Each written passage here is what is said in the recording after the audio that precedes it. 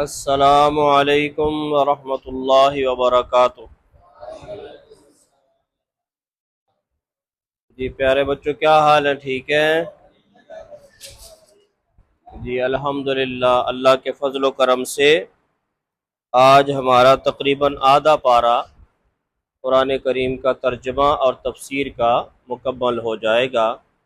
یہ سعادت ہم روزانہ حاصل کرتے ہیں، قرآن کریم کا ترجمہ اور تفسیر سیکھنے کی کوشش کرتے ہیں عمل کی نیت سے۔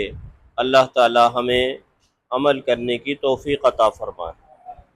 آج ہم سورہ بقرہ کی آیت نمبر 78 سے لے کر آیت نمبر 81 تک انشاءاللہ بلکہ 82 تک پڑھیں گے، یعنی رکوع پورا کریں گے اور آدھا پارہ مکمل ہو جائے گا۔ اعوذ باللہ من الشیطان الرجیم،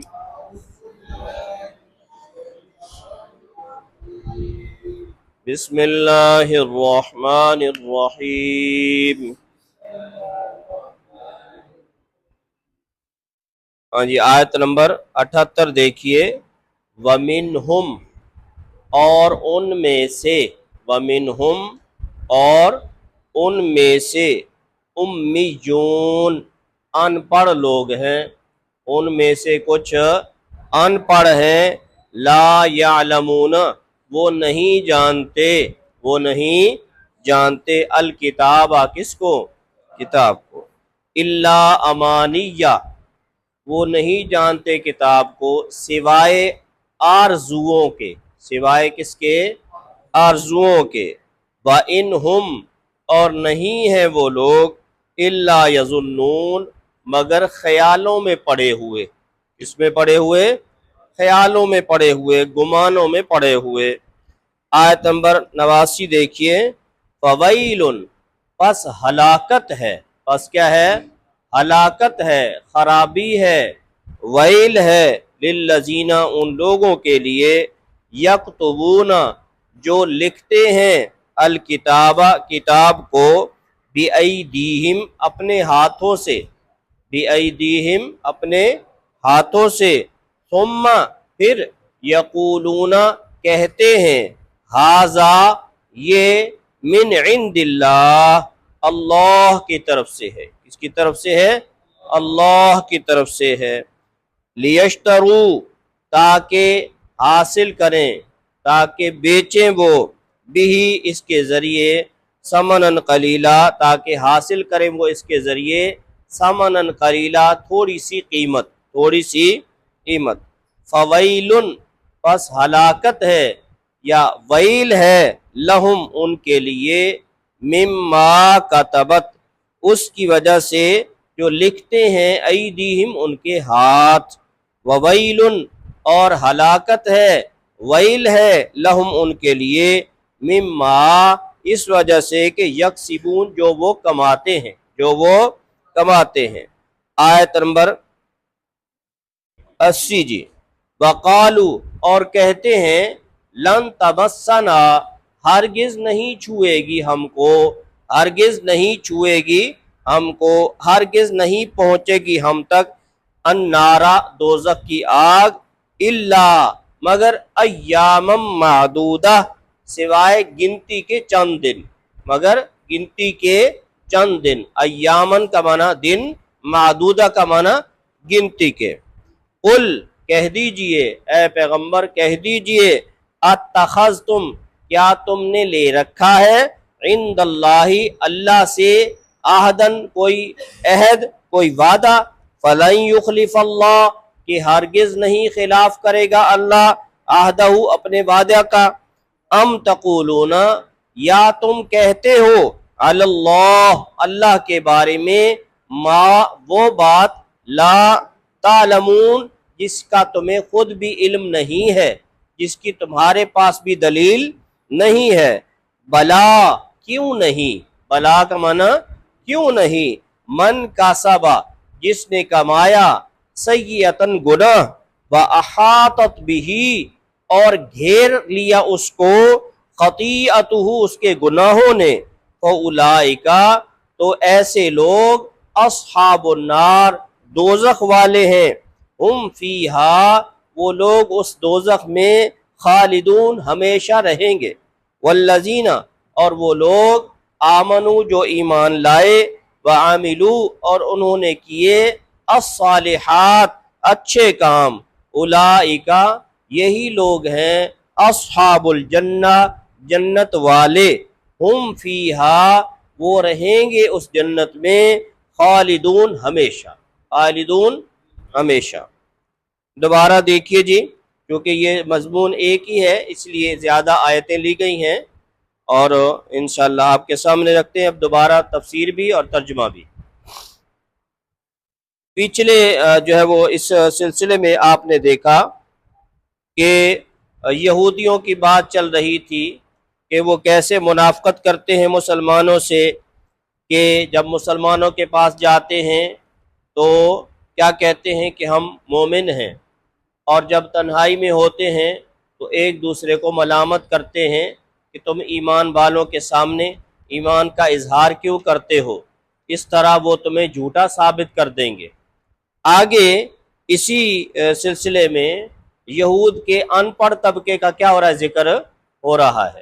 جیسے کہ پہلے اسباق میں آپ پڑھ چکے ہیں کہ یہود کے ہاں یہ سہولت، یہ نعمت، یہ رحمت نہیں تھی جو مجھے اور آپ کو اللہ تعالیٰ نے عطا فرما رکھی ہے کہ اسلام کا، امت محمدیہ کا بچہ بچہ قرآن کریم جانتا ہے، بچہ بچہ حافظ ہے۔ ہر شخص اپنی کتاب کی حفاظت کے لیے اللہ تعالیٰ نے اس کو کسی نہ کسی طریقے سے منتخب کر رکھا ہے۔ کسی کو ایک سورت آتی ہے، کسی کو ایک پارہ آتا ہے، کسی کو مکمل قرآن کریم سینے میں محفوظ ہے۔ لیکن ان کے ہاں کیا ہوتا تھا کہ جو کتاب تھی یہ صرف ان کے علماء جانتے تھے، باقی لوگوں کو کتاب نہیں آتی تھی، ٹھیک ہے، وہ کتاب سے واقفیت نہیں رکھتے تھے، اس لیے ان پڑھ ہوتے تھے۔ تو کیا ہے کہ وہ جو لوگ ان پڑھ ہوتے تھے ان لوگوں کو ان کے جو علماء تھے، ان کے جو راہبانی تھے، راہب تھے، وہ کیا کرتے تھے، جو الٹا سیدھا پٹیاں پڑھا دیتے وہ اسی طریقے سے اس پر عمل کرتے رہتے تھے۔ انہوں نے اپنی عوام کو بے وقوف بنا رکھا تھا، آرزوؤں پر لگا رکھا تھا، اور ایسے احمقانہ خیالوں کی دنیا میں ان کو بسا رکھا تھا۔ آگے چل کر آپ کے سامنے آئے گا، اس کی وضاحت آئے گی کہ کیسے وہ آرزوؤں میں مبتلا تھے اور ایک احمقوں کی جنت میں رہتے تھے۔ تو یہ میں نے عرض کیا کہ ان پڑھ لوگوں کو وہ اس طریقے سے کیا کرتے تھے، ڈیل کرتے تھے۔ اپنی ہی امت کے ان پڑھ لوگوں کو کیا کر رکھا تھا، بے وقوف بنا رکھا تھا۔ اس لیے فرمایا وَمِنْهُمْ اور ان میں سے، کن میں سے، یہودیوں میں سے، اہل کتاب میں سے، امیون کون ہیں، ان پڑھ لوگ ہیں، لا یعلمون الکتاب کتاب کا تو علم ہے کوئی نہیں، الا امانیہ ہاں آرزویں ہیں۔ آرزویں کون سی ہیں، پیچھے بھی گزر چکی ہیں، آگے بھی آ رہا ہے۔ کیا کہتے تھے کہ جنت میں ہم ہی جائیں گے، جنت میں ہم ہی جائیں گے، ہمارے علاوہ کوئی جنت کا مستحق نہیں ہے۔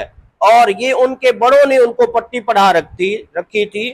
وہ کہتے تھے کہ دیکھو بھائی، جنت پر استحقاق صرف اور صرف اہل کتاب کا ہے، اس کے علاوہ کوئی بھی جنت میں نہیں جا سکتا ہے، ٹھیک ہے۔ اور انہوں نے ایک اس کا سینیریو بنا رکھا ہے کہ کیسے ہوگا۔ وہ کہتے ہیں کہ جی اللہ تعالی ہمیں چند دن کے لیے کیا کرے گا، دوزخ میں داخل کرے گا، وہ بھی اس لیے کہ صرف فارمیلٹی پوری کرنے کے لیے، کیا کرنے کے لیے، فارمیلٹی پوری کرنے کے لیے، ٹھیک ہے۔ چنانچہ انہوں نے جو ہے وہ دو طرح کے نظریے بنا رکھے ہیں۔ ایک نظریہ یہ ہے کہ اس دنیا کی کل عمر 7000 سال ہے۔ کتنی ہے، 7000 سال ہے۔ جیسے کہ ابھی 2025 چل رہا ہے تو تقریباً کتنا ہو گیا، یعنی 2500 سال تقریباً مکمل ہونے کو ہے دنیا کو۔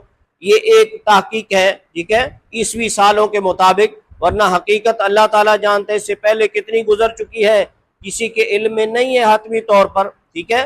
تو یہ عیسیٰ علیہ السلام کے زمانے سے لے کر یہ 1000-2000 سال یہ کیا کہ ان کا ایک اندازہ لگایا گیا۔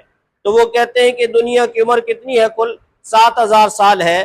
تو ہر 1000 سال کے بدلے میں اللہ تعالیٰ ہمیں کیا کریں گے، ایک دن جہنم میں پھینکیں گے۔ تو کل کتنے دن گزارنے پڑیں گے، 7 دن ہمیں جہنم میں گزارنے پڑیں گے، ٹھیک ہے۔ ایام معدودہ آگے آپ پڑھ رہے ہیں کہ گنتی کے چند دن ہم کیا کریں گے، 7 دن رہیں گے۔